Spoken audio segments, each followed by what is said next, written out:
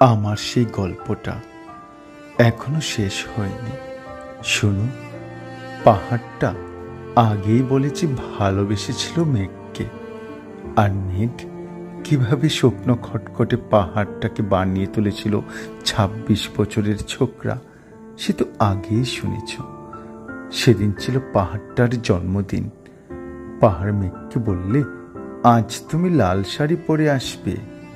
মেঘ পাহাড়কে বললে, আজ তোমাকে স্নান করিয়ে দেব চন্দন জলে।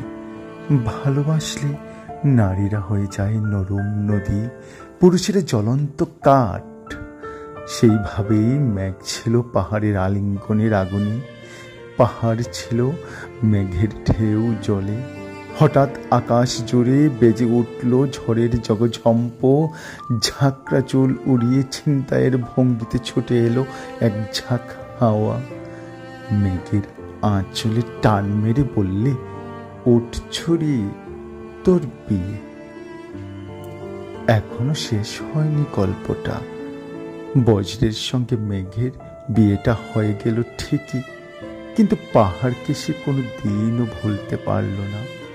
বিশ্বাস না হয়তো চেয়ে দেখতে পারো, পাহাড়টার হাড় পাঁজর ভেতরে থই থই করছে শত ঝর্ণার জল।